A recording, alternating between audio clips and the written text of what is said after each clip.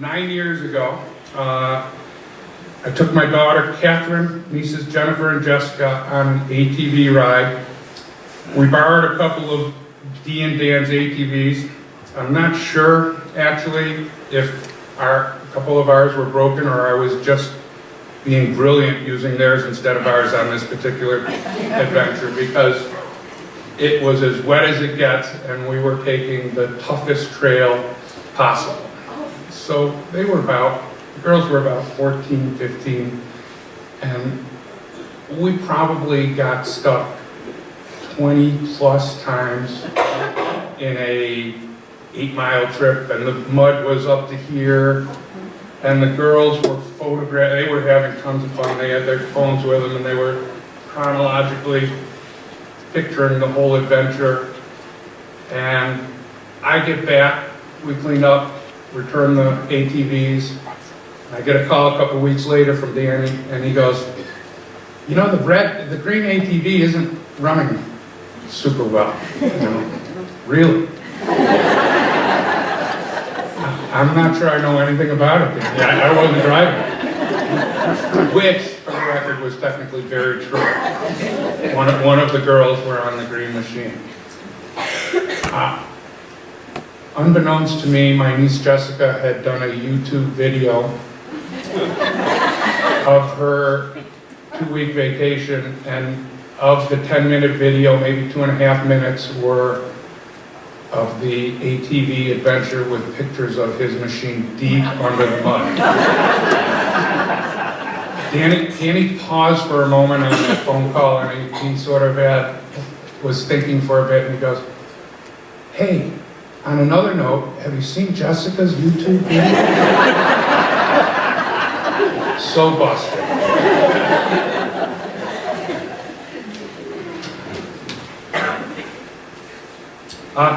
It's not often when you're excited when somebody crashes one of your vehicles. And that's happened twice in my life. Once was a senior in high school when Mom and Dad borrowed my car and took off for a New Year's Eve party, of which we, of course, then had a huge bash at our house.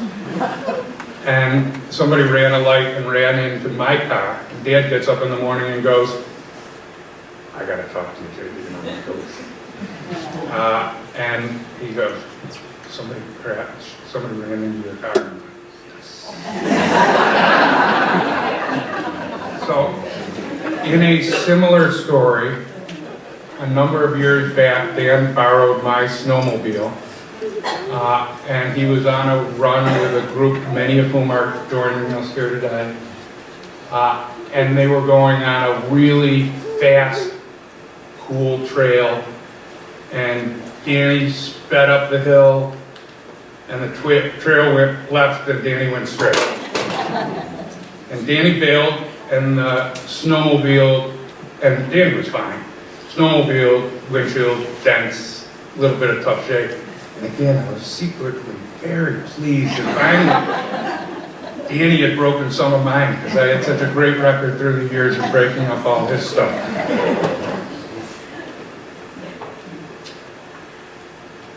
I title this one my Beware of Free Gifts from Dee and Dan.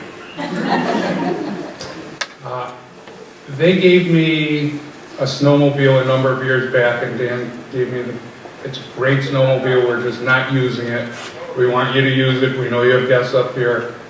Here you go. I was like, great, Danny, thanks so much, insure it, get it going.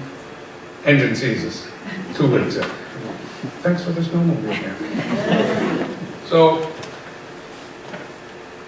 a couple of years after that, it's the jet ski. And once again, it's running well, we just aren't using it in speech. That I've become a little bit more familiar with now at this point. And I say thanks, we drive it. The computer chip in the engine blows, and it's another $1,000. So this past summer, when they go to give me an ATV, I am, of course, a little bit suspicious. Before I had been officially given the gift, Madison and Cam came up with some friends, and one of Cam's friends was driving the machine, and it crumbled, basically. And Cam and I went in, took it to the repair shop, where we were told basically it's far more to repair it than it is worth. So I had the pleasure of calling Danny up and saying, "Hey Dan, was an ATV you were going to give me blue?" It's done.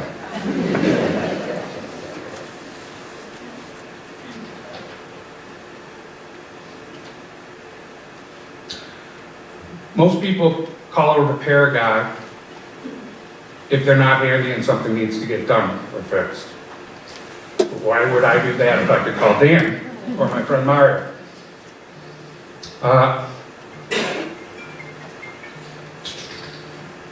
998-7468, had it memorized. My phone a friend called a little over a year ago. I had this idea to put up drywall in the basement. Dan got the call. It was Saturday, as per our style. Dan did the work, and I handed him what he asked for and provided strong moral support for our efforts. At 12:30, I told him, let's take a break and go to the open house next door. The house is way underpriced. Must be a bad realtor. We go through it quickly. He doesn't say anything. He calls me up that night and goes, would you and Laura be okay if Dee and I make an offer for the house? And I may not be brilliant, but I'm not dumb. Dee and Danny as neighbors is like winning the lottery. Think how quickly I'm going to get things fixed. So I feel like I could tell Dan stories for hours. At the very least, they'd be entertaining to me. One more, and then I'll want to finish up. Dan has great tools. I have a need for great tools. I know where the hide key is in his garage, so occasionally I borrowed a tool or two. Dan had an annoying habit of writing in large black magic marker DREW on every friggin' tool. When we split the cost of a hedgehog, he wrote 1/2 DER. My friend Mario came up with a plan to get my own black magic marker and add a J on the front of it. Take out the R and the E, JDW. Perfect. Anyhow, I admit to occasionally borrowing a tool that did not make it back to Dan's garage. So Dan goes out and buys what he described as a decoy set of tools. And he hid his real tools. Sounds like Jazzy with the wine. Good bit. Can't tell you how much Danny enjoyed telling that story.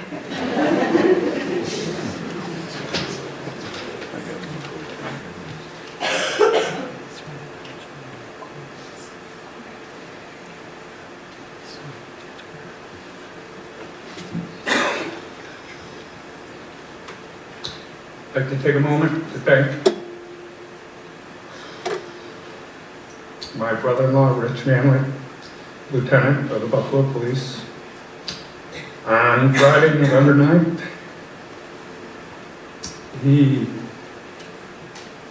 I got a call at November 9th after leaving Buffalo at roughly the same time Danny did that morning. I received a call from Rich at Slipper. It was unusual. He asked me some of the questions regarding Dan's address and middle name. I shrugged it off that he was sending Dan a thank you note because Dan had been so kind and generous, which Dan was, to offer him a spot for his boat and jet ski on Bolton Street. He was not doing that. Both Dee and Dean commented to me about what an incredible job Rich did throughout an incredibly tough time. Dee, of course, was in shock, and Rich was there, along with many of her friends in this room, and her brother-in-law, whom she loves dearly. And I'm proud, grateful. I'd like to recognize and thank him again. Over there.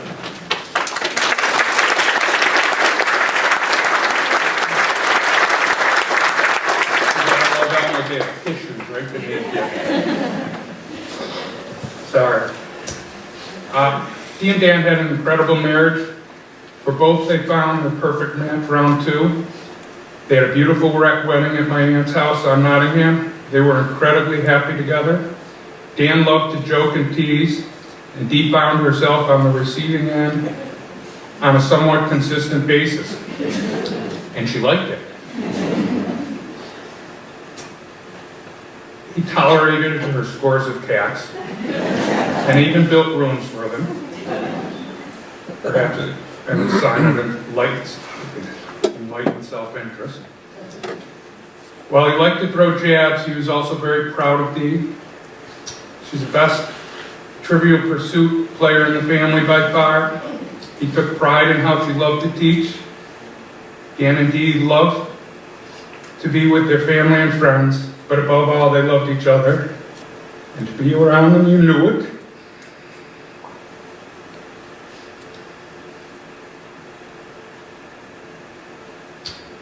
Dee was always excited when Dan would return home, or call him, or even a phone call to catch up on their dad. They had their special schedule, like Chinese on Sunday night. Those of us lucky enough to spend time with them felt blessed because their love for each other was so bright, and it reflected to those around them and made us all better and happier people. Dee, you have an amazing group of friends and a family who love you very much. Danny will always be with you, and you guys will be reunited in the future. Thank you both for sharing with all of us your love for each other.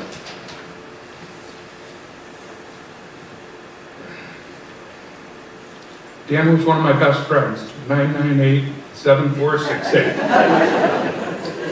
I must admit I've called that number a few times since he passed.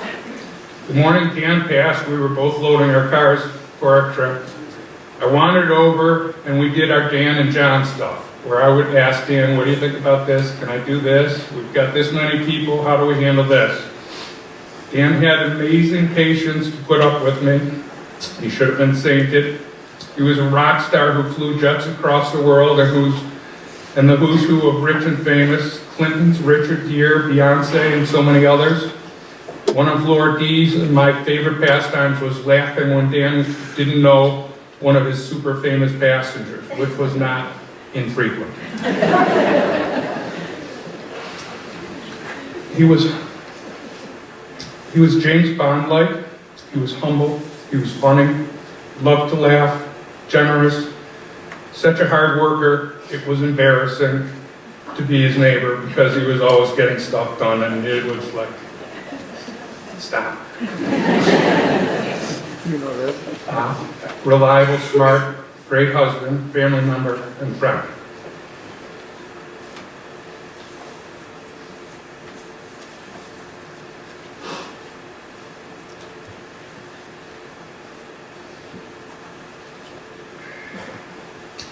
It's hard for me to believe Dan is gone. Seems more like a globe-trotting trip and he'll come back. I spent 4 days over Thanksgiving with my family up in Slipper, and I know you'll be shocked, I had another incident.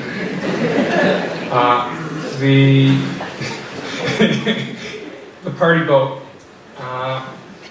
was still in the water because I thought we might want to use it. Pontoon boat, we call it a party boat, and it was -20 for about 2 or 3 days, and the party boat was frozen in the water. Now, normally in those instances, my first phone call was to Danny. But Danny wasn't there this time. So I, of course, called Mario, and then I called a number of other people, and if Danny had been there, I probably would have got the boat out in 4 days. But I was able to get it out, in 1 day. Did I say 4 with Danny? No. It would have been 1. But I was able to get it out by the 4th day, using a bubbler to get the ice open and then ramming the boat, and then dragging it up an icy hill and then getting an ATV with a winch to get it up another hill, and then down into Danny's garage, which he built. I felt like he was there with me. So I know he's out there looking out for all of us, as he always has been. Dan will remain in our hearts, our laughter, and our smiles. Rest in peace. Thank you.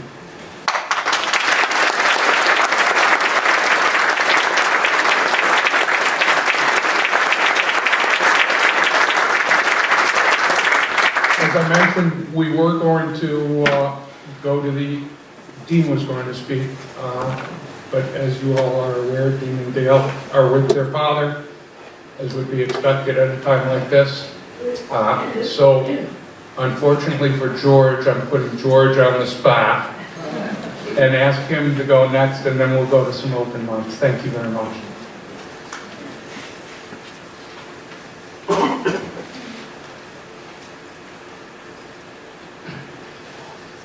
Before John sits down, I would hazard a guess that Danny probably mentioned that he should take the boat out.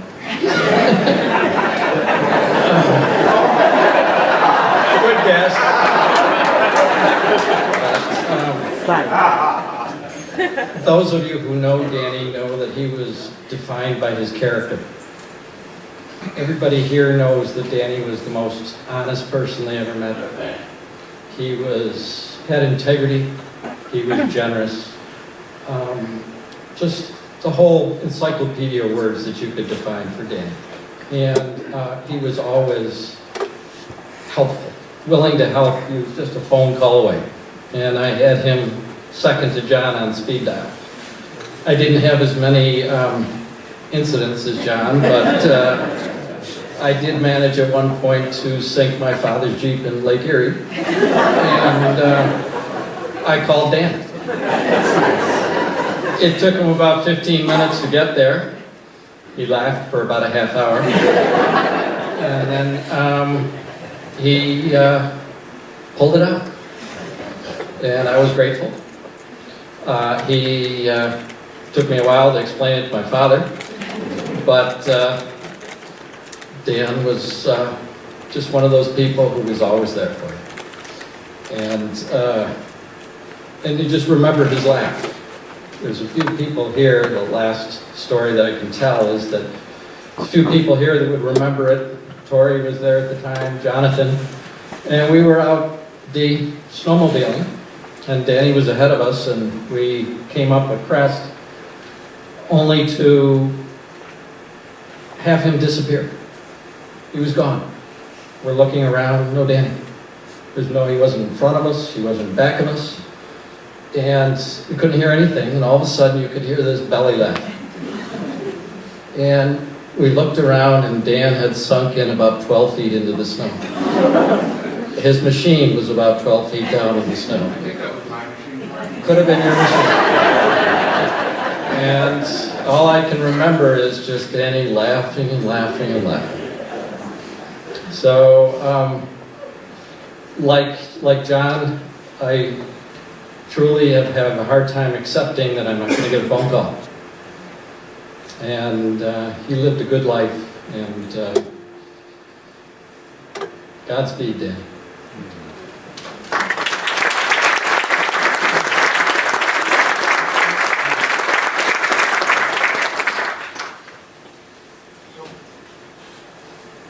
I'm not exactly sure where the open mic is.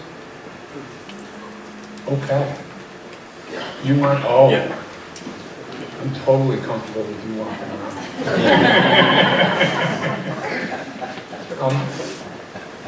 Do we have any, volunteers who want to say a few words at this point? Some memories of Dan?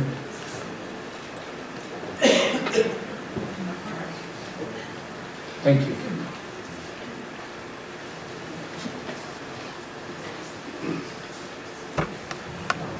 I'm Bob Spooner.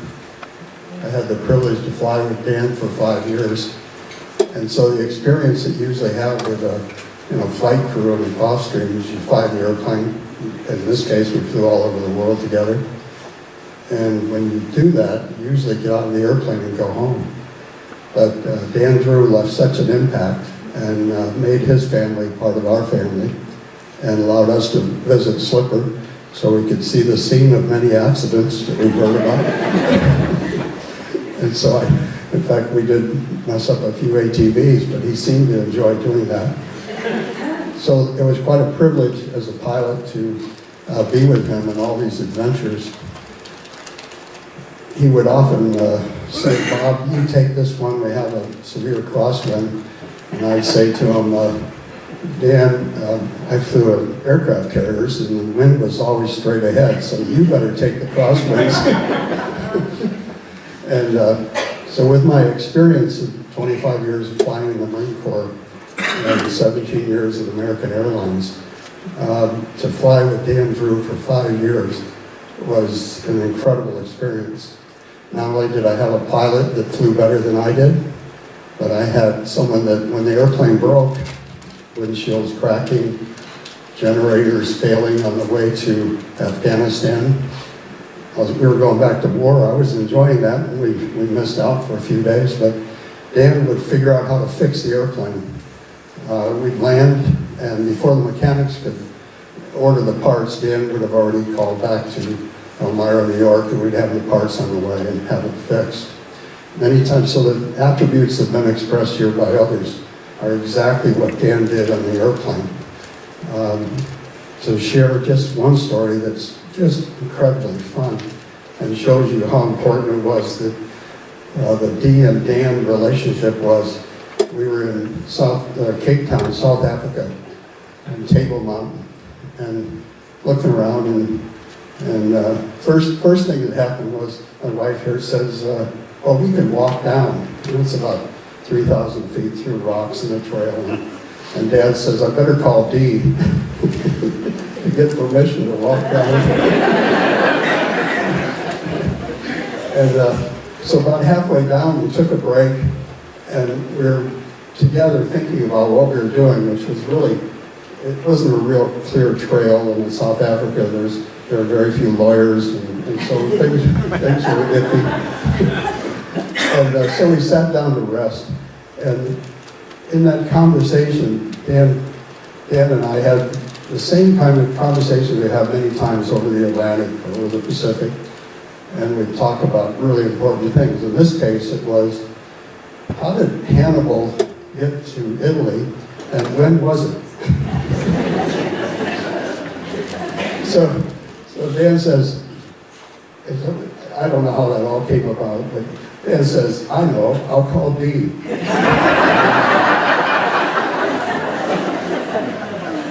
And sure enough, we got thanks to International Group, we had the sat phone with us just in case the customer wanted to go back to South Carolina early.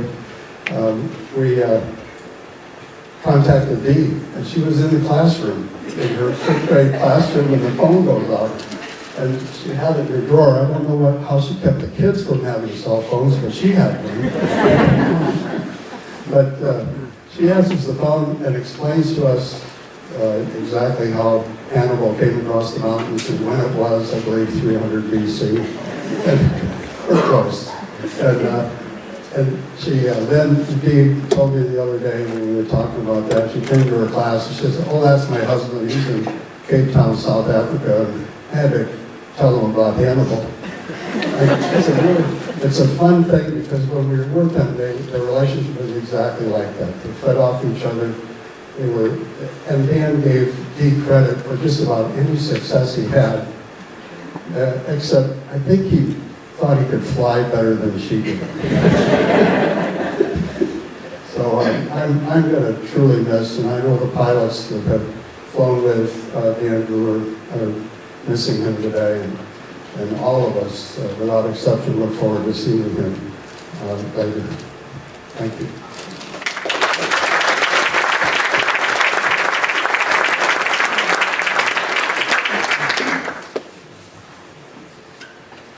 Good afternoon. My name is Steve Marchanda.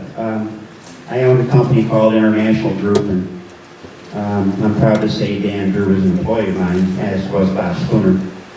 And we had several pilots, none quite like those two. Bob's being terrifically modest. I mean, the guy flew off and on aircraft carriers in the Marine Corps, and he flew Boeings for American Airlines till he retired. And he showed up one day and put an application in to fly for us. And I'm looking at this long list of accomplishments, and I'm going, how the hell did we get this guy? And then we hooked him up with Dan Drew, and I could send those two guys any place in the world. And sometimes you heard back from them, sometimes you didn't, but the airplane always got there. And Danny was, as you all know, Danny was a real fixer. A lot like me, something's broken, we fixed it. And in the charter world with the big airplanes, the pilots usually whine when they've got to go take a trip. You know, you call up at the last minute trip comes up and you say, oh, you got to take this trip, you got to go to Bora Bora. And they're going, I don't want to go to Bora Bora, it's Thanksgiving. Not these two. You know, we'd get a trip, I'd call Dan and say, we got a trip, it's going to go to Dubai. I said, but I got to get another pilot. He said, call Spooner. I said, all right, you know where he is? He's probably refereeing a basketball game. So we call him up, he's in Chicago refereeing a basketball game. And of course, because he worked for American Airlines, he can get a free ticket any place he wants to go. That really worked that good for the company. So I said, okay. And I think Arden was driving him at the time. Anyway, so here's Bob in his basketball referee uniform. I mean, he looked twice at that striped shirt and thought he just got out of jail. And so he launched and went straight to the airplane, and they put him in the right seat, and I said to Dan, what are you going to do? He said, well, put a coat on him, and he had his sneakers on. I said, we just won't let him out of the seat. Over a little bit. Off we blew a hole in the sky, went someplace, and finished the trip up. I kind of got ahead of myself a little bit. Dan Drew walked in my office in 2005. And I'd never met the man before. He sat down, and the resume was there, and I'm reading through the resume, and I see, okay, he's a captain, and he's got turbojet experience, and oh, wow, he's an AMP mechanic, which is airframe power plant mechanic, which is a big plus. I mean, you're a pilot, but you're also a mechanic. That means, for an employer anyways, when they fly them and break them, then they can fix them. So we talked a little bit, and you know, we lived in Buffalo, and how are you going to do this? Go back and forth to Elmira where the airplane is. And not a problem, not a problem.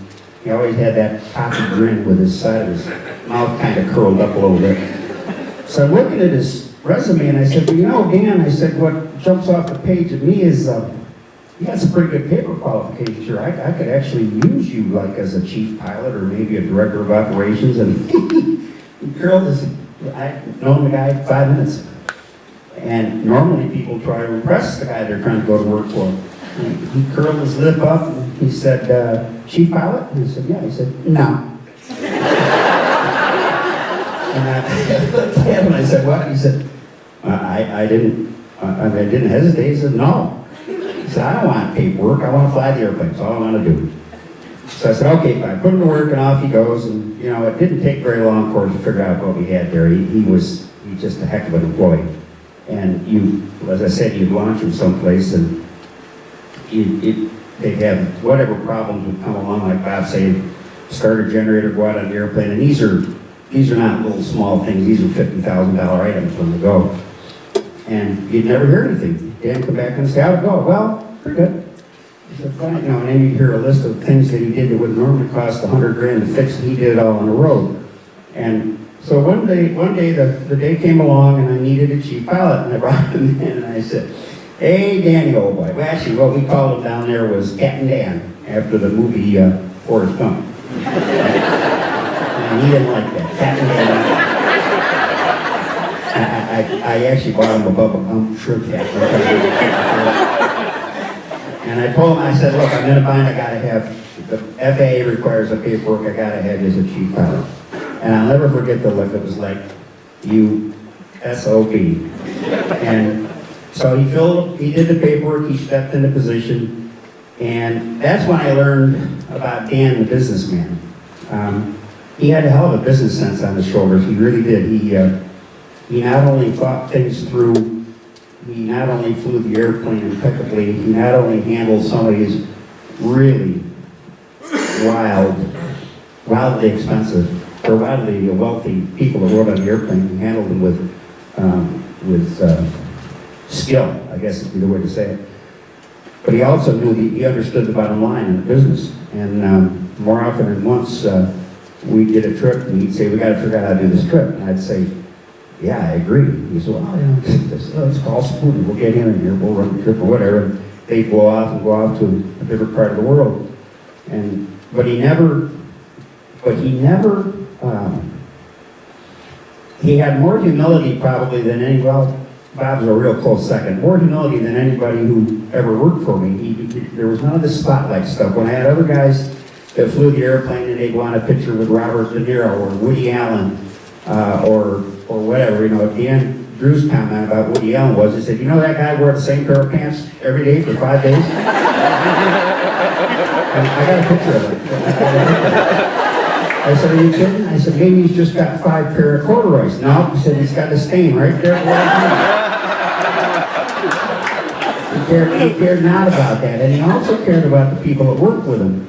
I mean, you've all heard about Harvey Weinstein. We flew him once.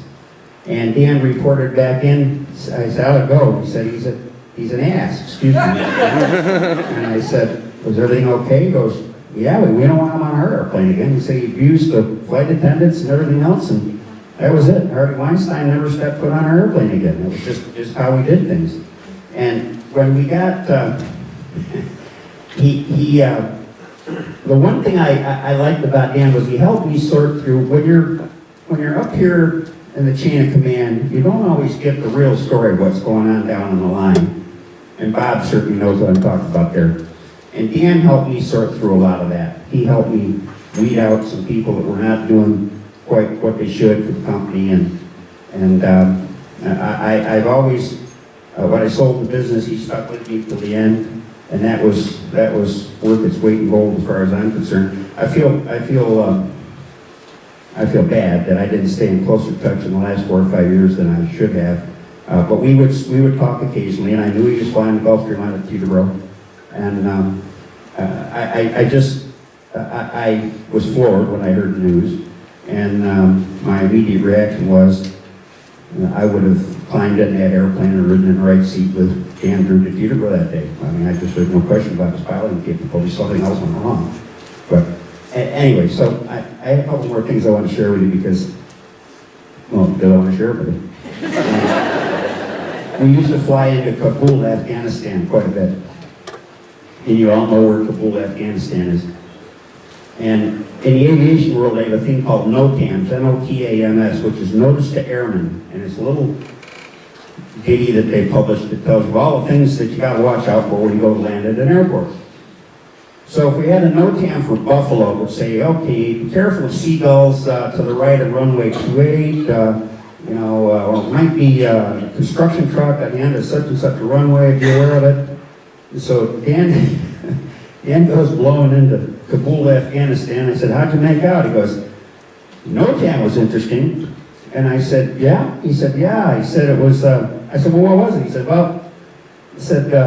be aware of small arms fire on approach to runway 10. And as you're taxiing, watch out for undetonated landmines. I shook my head and I'm going, you really want to be there? He said, well, I read the NOTAM after we got in on the taxiway. So probably should have read it first, but going out we'll be a little more careful. And I got a call, Bob was talking about the SATCOM phone. And you can always tell when the SATCOM phone, because there's this weird noise in the background. So they punched the buzzer in my office and said, hey, you got Drew on, they got Kevin Dan on the phone here, he wants to talk to you. And I'm going, let me see, wait a minute, he's supposed to be coming back from Europe. He should be over the middle of the Atlantic Ocean, and he's got Bill Clinton on board. So that's not good. So I picked the phone up and I said, yeah, Dan. He said, hey boss, how's it going? I said, I don't know, you tell me, you're calling me from halfway across the Atlantic Ocean. He said, I had a little problem. And I said, what's that? He said, the left windscreen has cracked. That's the windshield in an airplane. Now he's, about 38,000 feet, buzzing along about 550 miles an hour, and the left windshield shatters. So I'm going, oh my God. Okay, Dan, what are we going to do? We got to get you to Iceland, Greenland, divert, this is, I'm seeing dollar signs, but more importantly, you've also got a windshield in an airplane that just shattered. And he, cool, calm, collected, Dan goes, no, don't worry about it. He said, we're good. I said, what do you mean you're good? So he talks me through it, tells me how there's 9 layers of this and 6 layers of that, and if I do this and if I do that, we'll be good. I said, okay, get over Nova Scotia, let's get her on the ground and I'll make arrangements to get the. He said, just don't worry about it. So I'll call you when I get on the ground. Next call I get from him, he's in Elmira, New York. Went to White Plains, packed the airplane off the left-hand side so nobody could see the windshield as well. Loads of people, and then flies it at below altitude, like 9,000 feet back to Elmira, and calls up and says, I'm on my way home CD. I'm going, oh, how did that just all happen? It just absolutely amazing. You launched Dan, there was a problem, it just wasn't a problem. He was a consummate aviator, absolutely.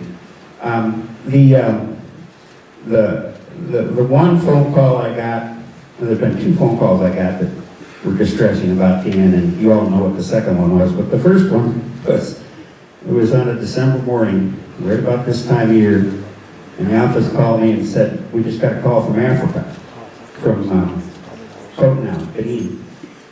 I said, okay, and I knew the airplane was down there. I said, what's up? I said, well, the government has confiscated the airplane and taken the crew to jail. And it was like 6 in the morning. I woke up and I shook my head and going, what? And I said, who's on the flight? I said, Captain Dan flying. I said, well, that's a good thing. And it's a long story, but he knows we suffered through a number of days trying to get that straightened around. And there was a scam within the government of Benin that ultimately caused the guy in the government to end up in prison. But in the meantime, we got caught in the middle of it, and it was a pretty hectic 3-4 day period of time trying to be sure we knew where our crew was, where our flight attendant was. And we found out later, despite the fact that the United States government assured us that they were in air-conditioned separate rooms, they'd thrown all of them in one cell with a 1 light bulb, no screens, and a bag of cracked corn, I think it was. Actually, the flight attendant was on that flight around here someplace, Susan. Anyway, we got him out, and the consulate said, get him on an airplane, get him out of there. I said, well, wait a minute, we got a $20 million jet at the airport. He said, just get him out of there. So Dan calls me from, I guess I went from there to Amsterdam, and then Amsterdam home commercially. I said, you okay? He said, yeah. He said, I gotta get hold of you, I gotta get her good. She's upset and I want to make sure everything's okay. He said, then I'm heading back down. You're what? He said, I'm not leaving that airplane down. I said, no, again. The machine guns and Toyota pickup trucks and stuff like that. But he was as concerned about leaving his precious airplane there as he was anything else. And in closing, the funeral of George H.W. Bush I watched in reverence. He was such a great guy. And he was a humble leader. And a genuinely great guy. And I started as I was watching the memorial, especially Alan Simpson's speech, I started to draw parallels to Dan from George H.W. Bush. And the one thing that Simpson said was, those who travel the high road of humility don't have a big problem with traffic congestion, and that's Dan to a T. And I just the quiet demeanor, the laugh, the sense of humor. George Bush, I don't know if anybody knows this, but at 89 he shaved his head in solidarity with the son of one of his Secret Service agents who had leukemia. And that's just the kind of person Dan was. I mean, I could see him doing that. And the thought occurred to me that George Bush in World War II was flying an airplane, and he got into a situation that would challenge any pilot, the best of them. And the airplane was on fire, and he turned around and he headed back out the open sea. And Dan was faced with a very similar set of circumstances. And the big difference was that George Bush had an ejection seat and a parachute, and Dan didn't. And God rest his soul. I will miss him. He was one of the 2 finest employees, and I pass that because Bob said right there. one of the two finest employees that I ever had work for me, and I've had a lot of people work for me. And, you know, my thoughts and prayers are with Dee and Dean and their dad, and I'm hoping it all works out. And it goes without saying that from the aviation side, we all love you, obviously, as much as the rest of the people do. And I have to just say one last thing in passing about Bob Spooner. The thing I really love about Bob Spooner is I started out my working life as a tractor-trailer driver. Now, mind you, I got out of high school. I didn't have enough money for college. I was trying to stay out of Vietnam. And I had a degree in accounting, but I could make twice as much money driving a tractor-trailer. And so now let me superimpose over to Bob, who's, you know, got this sterling history, military, flying fighter jets, American Airlines, retired, flying Gulfstream, wealthy people all over the world. So what does Bob do to finish up his career? He goes out and gets a license and drives tractor-trailer for them.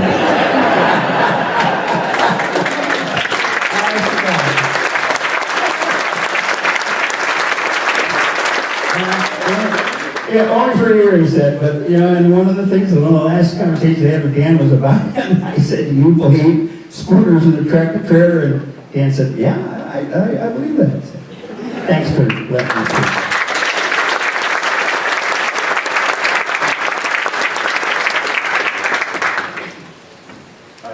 My name is Paul Fulton.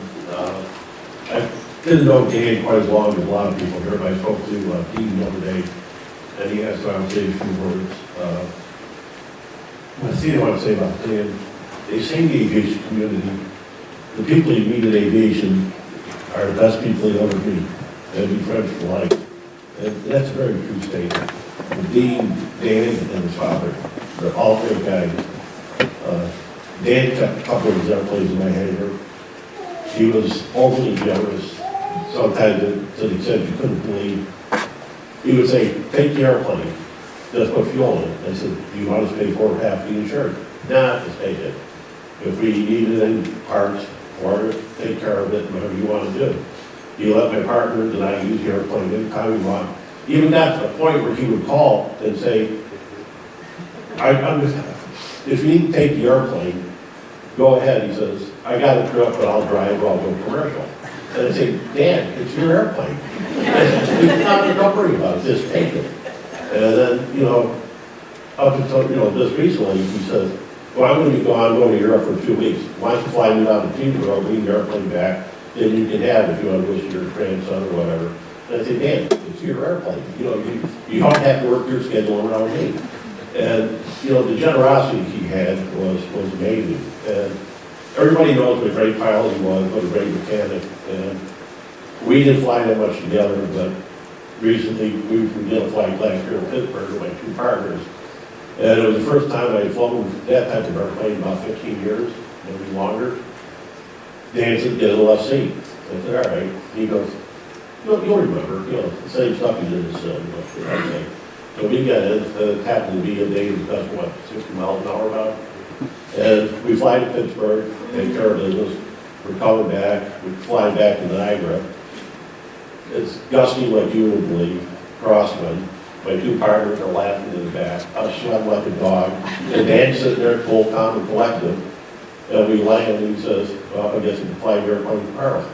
You know, and that was Dan. He was just cool, calm, and collected. And he was a great guy and a great friend. And he loved holding court in the hangar when he came back from his trips. We would sit down and he'd tell us the stories that some of you heard, probably some of you won't hear. But I said to him, I said, Dan, you got to write a book. He says, it'll never pass Secret Service. And one final thing, I just want to say to the gentleman who was speaking earlier, the tool Dan gave me all worked.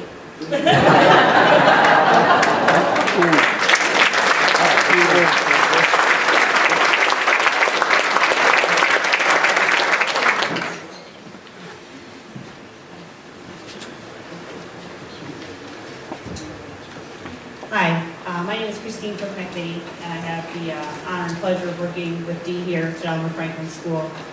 I had to thank her and Danny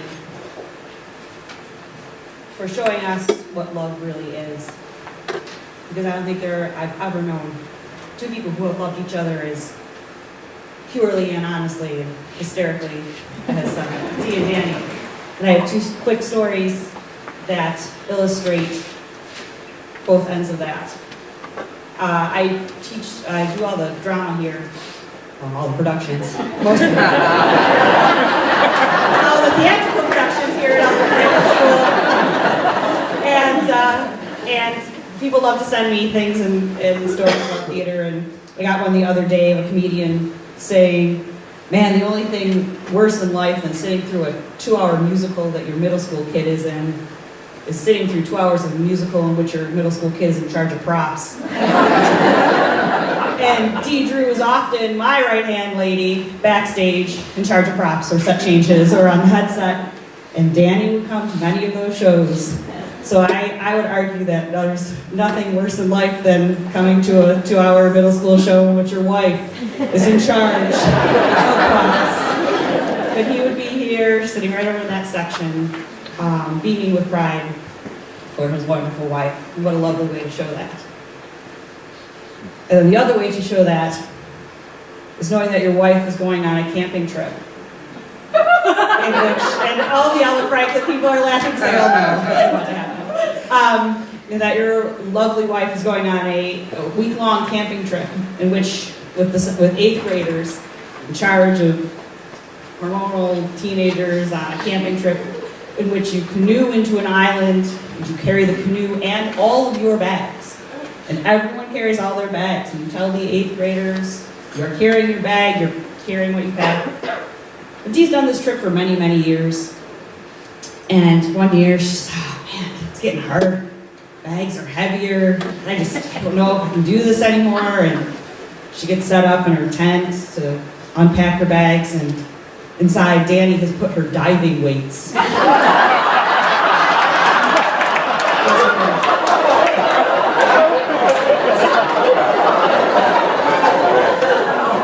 Just to remind her he loves her. Thank you, Danny and Dee, for showing all of us in many ways.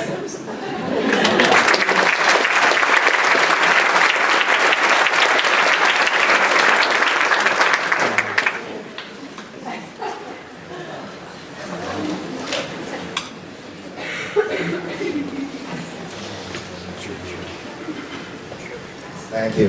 My name is Jack Walsh, and years ago I walked into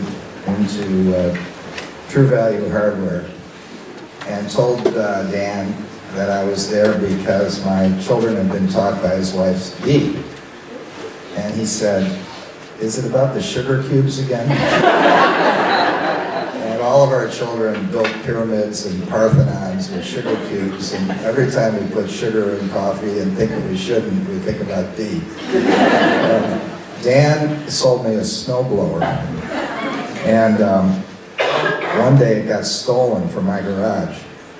And I had my name on it, but I always wrote Dan's phone number because whenever it was broken, I didn't know how to fix it. So I got a call from the police, and they said, Dan Drew just called, and your snowblower is at such and such a precinct. Would you go pick it up? And would you please put your own phone number?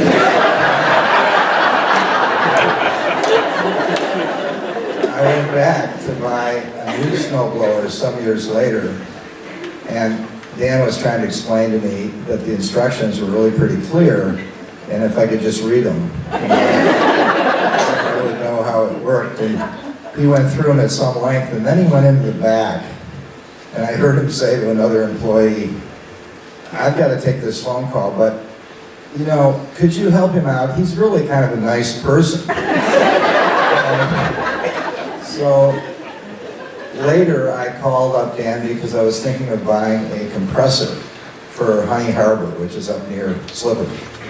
And it was kind of confusing how the compressor worked and how it should work. And finally Dan said, "Well, you know, Slippery's not too far away. Whenever you go to Honey Harbor, just let me know and I'll come over."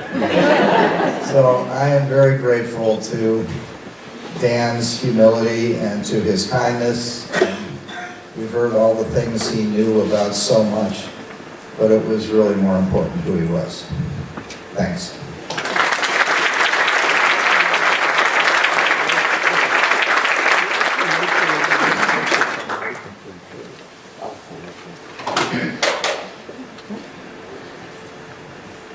I don't know if I can do this justice, but I've known Dan since 1967. We met at St. Francis High School. We were both boarders there.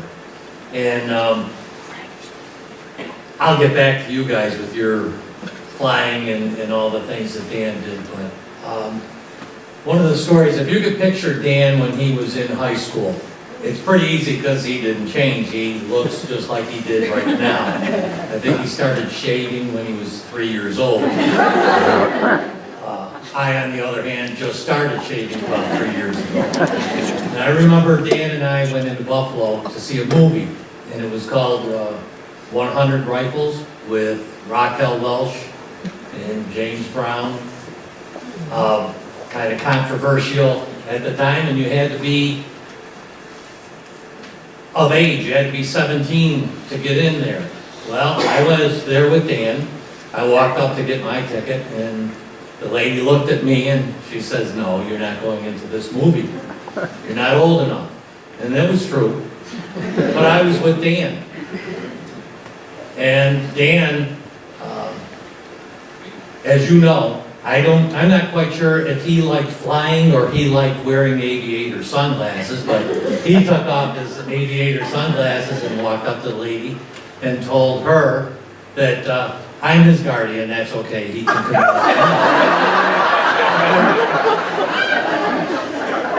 And she looked at him, and of course he looked like he was way older than I was. And she said, okay.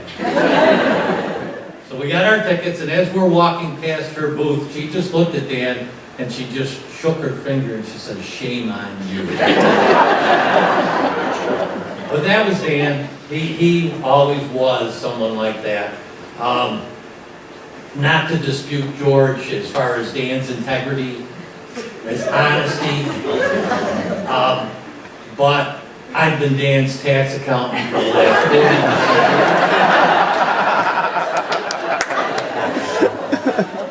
And quite often, he would drop his stuff off at the office, and I would have to call him up, and God knows where he was when I talked to him.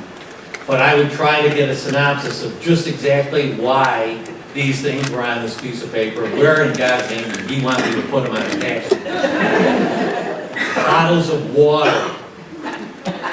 Yeah, what's the big bottles of water? Well, when we were in prison, they didn't give us a lot of stuff.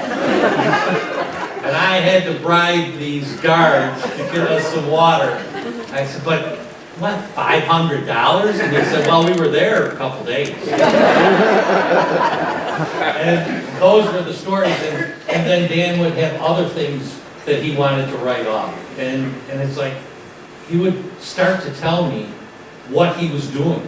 Well, that was because we had the car wash. What car wash? Oh, didn't I tell you about the car wash that we bought? And we're running a car wash. No, you failed to mention that. and what about this house? Well, yeah, we were looking at it, and then my cousin and I, or whatever, we bought, and we formed this business, and we're renting a house.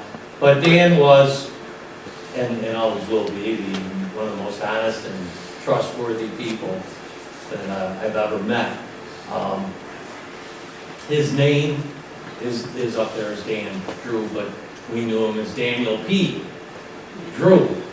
And he would never tell anybody in high school what the P stood for. And we always wanted, now we had to know, because that was something, if we didn't know it, we wanted to find out. And I remember we were in the dorms, and going around, and he had, my cousin, Mark Strasky, was his best friend, and we're in the dorm trying to figure out what does the P stand for? And we're throwing these names out at him, and one time we did say, Prince. And Dan looks at Mark, and he goes, "You told them." We looked at Dan, and we said, "No, you just did."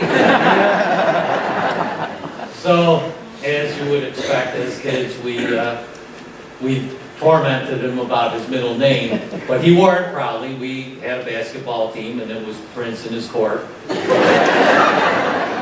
And he used to sign, his name was then very prominently known as Daniel Prince Group, and he wore it well.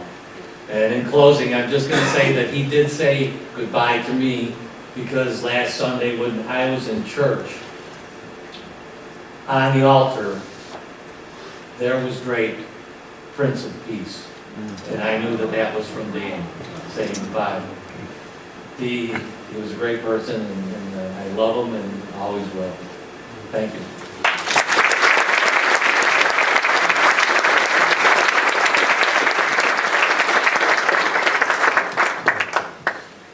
I'm sure we could go on for a lot longer, but, One more. okay. You're on the clock. I've known Dan and Dee since before they were married. Many of you know that Dan had a muffler shop before he got into aviation and a hardware store. Well, Dan and Dee were dating, and Dee came from a very prominent family. So her mother, Georgia, wasn't quite sure about this guy at a muffler shop. I don't know if he knew if she knew at that time exactly what he did, but in order to kind of break the ice, he said that he had a degree from MIT. Now that really impressed her. And the rest is history. They got married, and Dee and Dan and Georgia had great times together. It wasn't till later that she found out that his degree from MIT was from the Muffler Institute.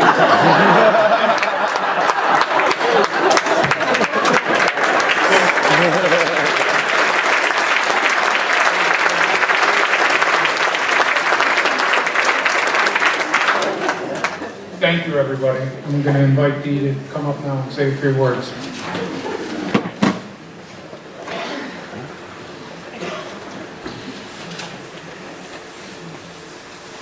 First of all, I just want to thank everyone in this room for coming. It just means so much to me, and the Drew family, and the Kells family, Williams family.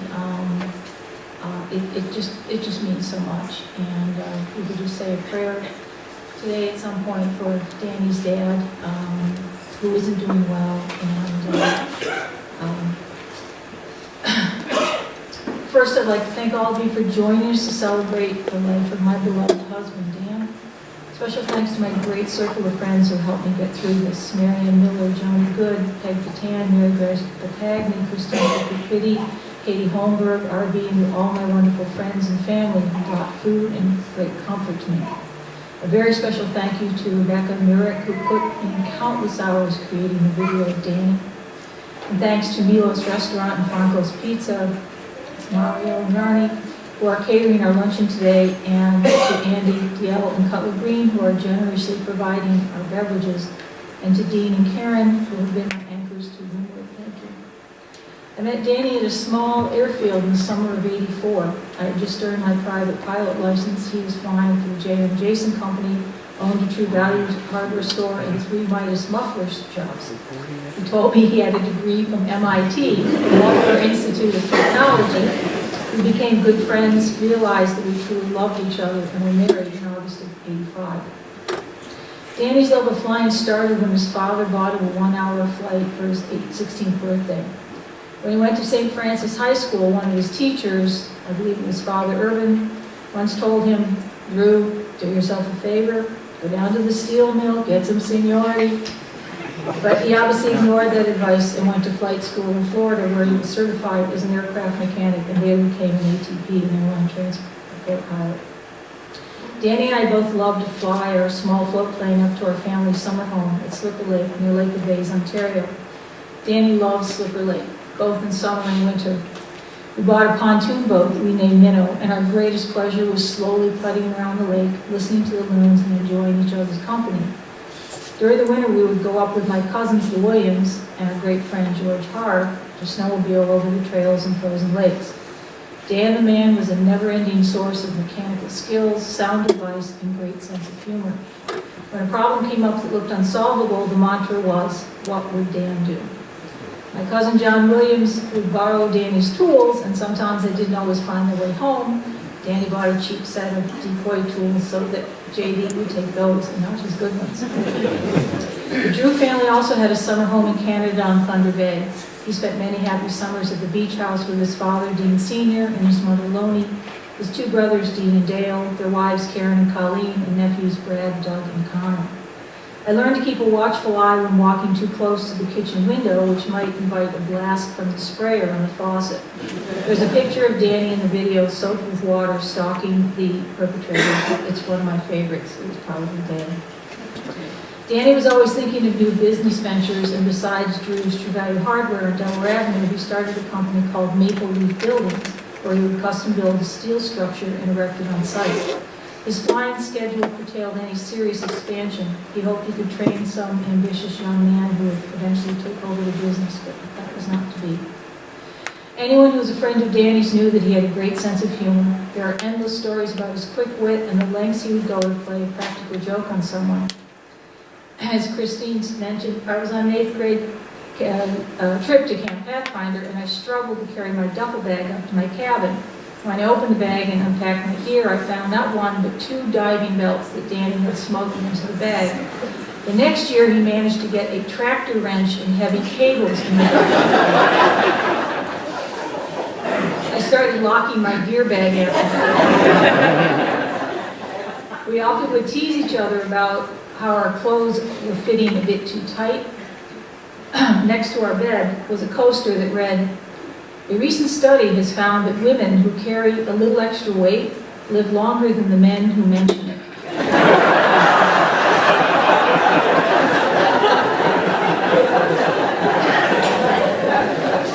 He never drank alcohol, but like Homer Simpson, he couldn't resist donuts, particularly ones with chocolate icing. When I would find a crumpled up Tim Hortons bag in the back seat of the car, he would laugh and say, "That proves nothing." One time I was going to the bank and I happened to spot Danny's car in the drive-through line for Dunkin' Donuts. He was trapped. There were cars in front and cars behind. And he knew that he had been spotted. As the line inched forward, I could see him laughing so hard that his shoulders were shaking up and down. As he passed me, he put down his window and yelled, "This still proves nothing."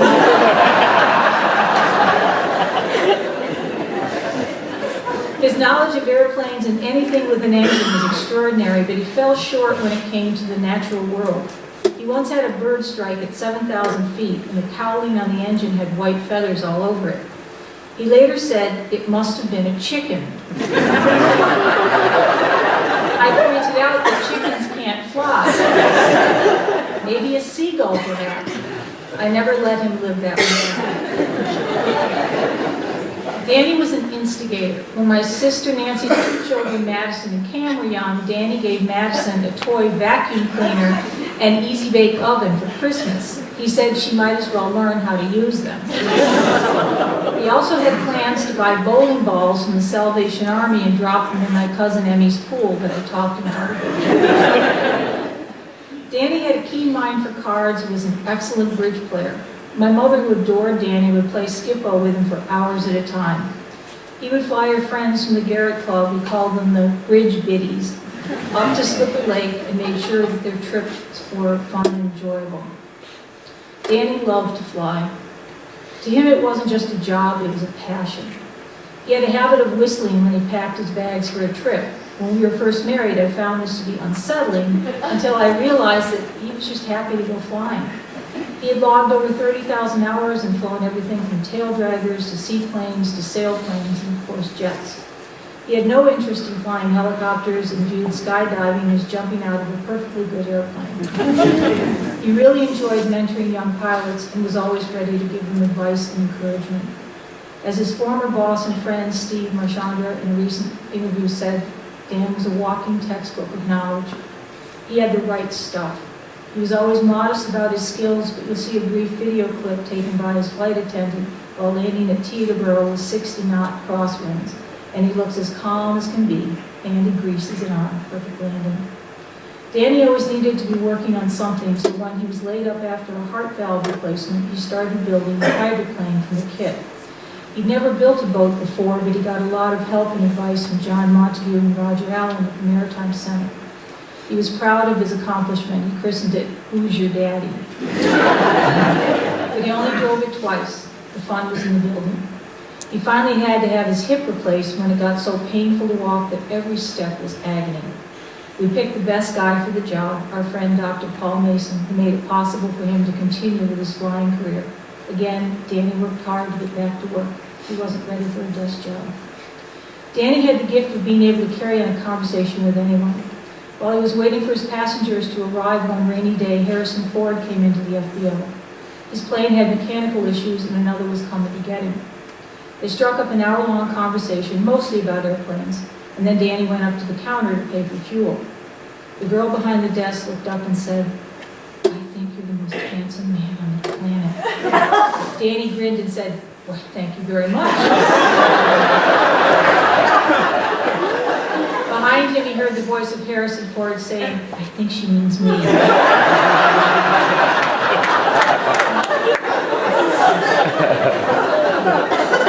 Danny laughed and said, "I think you're right." He always went out of his way to give his passengers the very best service, from President Clinton to Paul McCartney, and even people he had never heard of, like A-Rod, Stevie Nicks, Metallica. He asked me if I had ever heard of them, and my response was, yeah. Danny was a gentleman in the truest sense of the word. He was kind, thoughtful, and went out of his way to help anybody. He made me a better person. I was always so proud to be his wife, and always will be. We loved each other for 33 years. I wish I had 30 more. I miss him more than I can say. On the day that he left, the morning that he left, I was very fortunate that I went home during lunch just to give him a hug and a kiss goodbye. And he had always told me that it must be elves who filled the toilet paper container, because I never did, and he would come home and it would be empty. About 2 o'clock in the morning, the night that he died, I went into the bathroom, and I don't know why, but I just lifted up the cover, and it had been filled. And on the top was this note from Danny that says, "Elf magic, empty to full." And it now is on my mirror and will be forever. Good night, sweetie. I'll see you someday on the other side.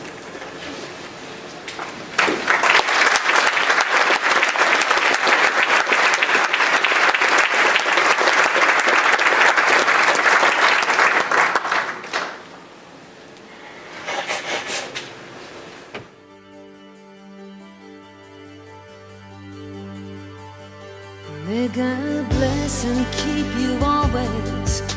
May your wishes all come true. May you always do for others and let others do for you. May you build a ladder to the stars and climb on every rung. May you stay forever young. Forever young. Forever young. May you stay forever young.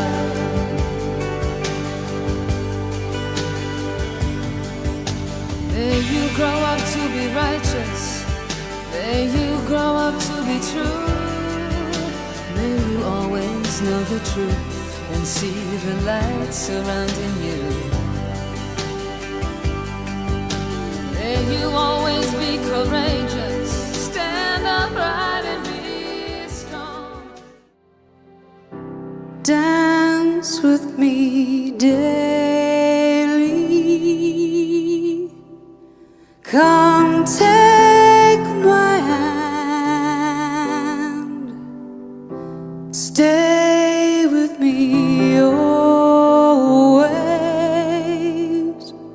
'cause you're the one that I adore.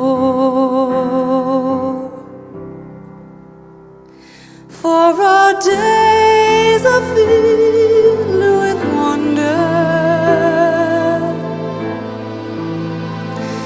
nothing should stay the same.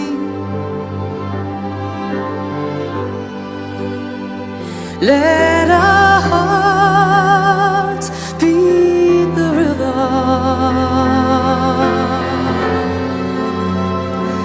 May love show us the way.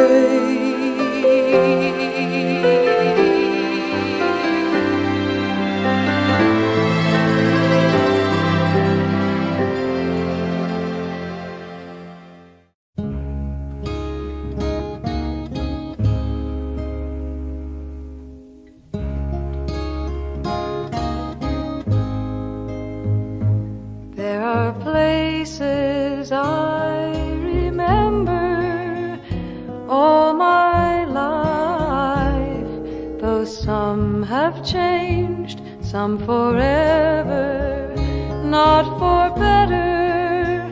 Some are gone and some remain. All these places had their meanings.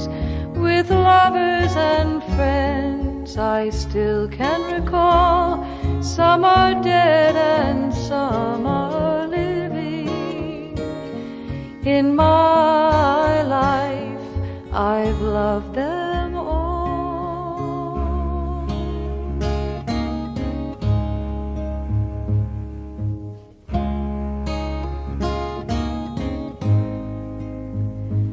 But of all these friends and lovers, there is no one compares with you, and these memories lose their meaning when I think of love as something new.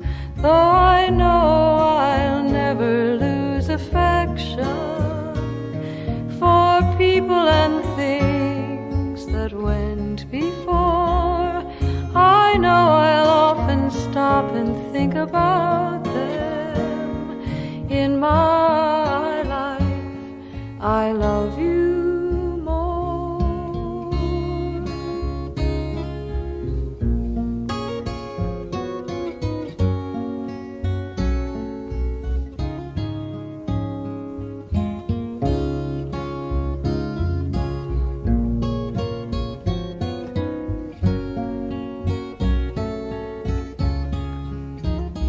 Though I know I'll never lose affection for people and things that went before, I know I'll often stop and think about them. In my life, I love you more.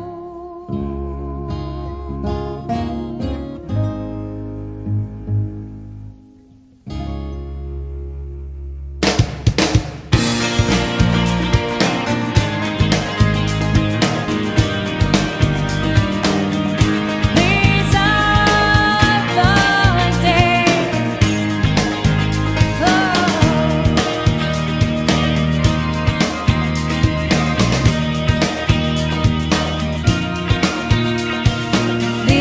These are days you remember, never before and never since. I promise, will the whole world be warm as this? And as you feel it, you'll know it's true, that you are blessed and lucky. It's true that you are touched by something that will grow and bloom in you.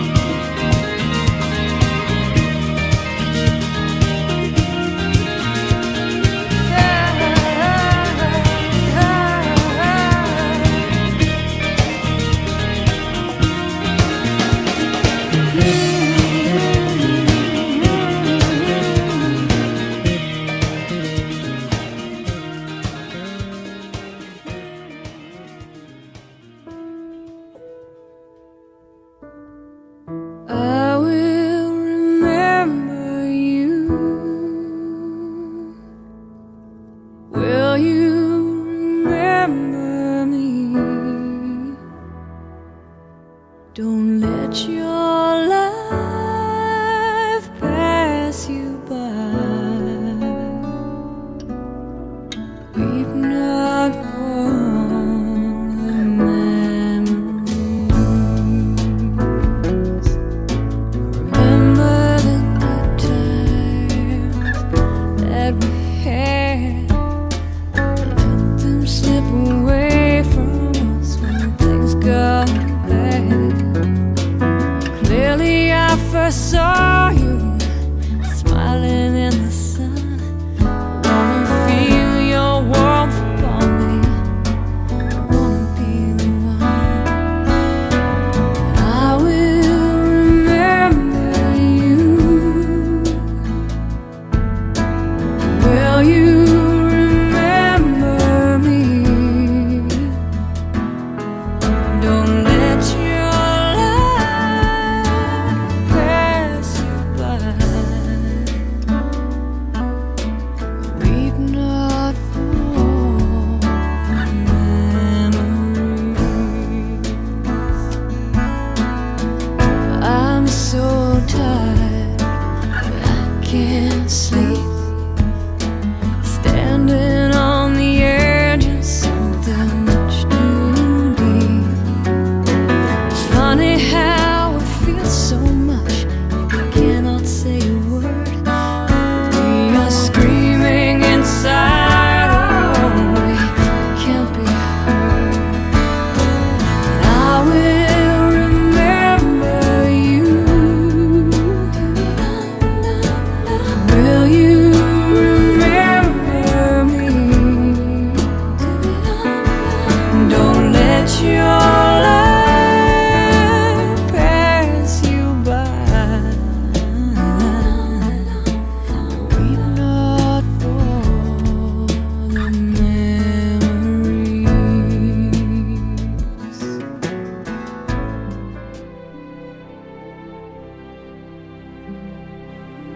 I would have absolutely stepped on that airplane that day, gotten in the right seat with Dan Drew and flown to Teterboro with him. That's how much I trust him.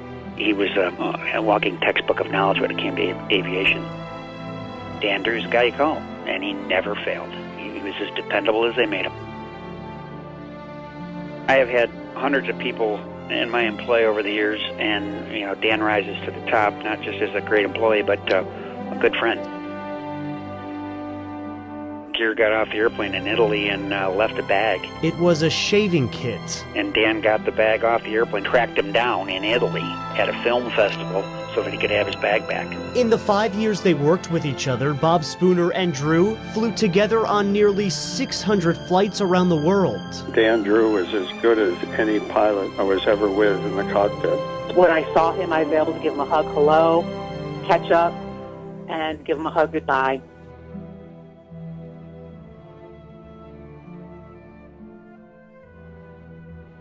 Oh, I have slipped the surly bonds of earth and danced the skies on laughter-silvered wings. Sunward I've climbed and joined with tumbling mirth of sun-split clouds and done 100 things you have not dreamed of. Wheeled and soared and swung high in the sunlit silence. Hovering there, I've chased the shouting wind along and flung my eager craft through footless halls of air. Up the long delirious burning blue, I've topped the windswept heights with easy grace, where never lark or ever eagle flew. And while with silent lifting mind I've trod the high, untrespassed sanctity of space, put out my hand and touched the face of God.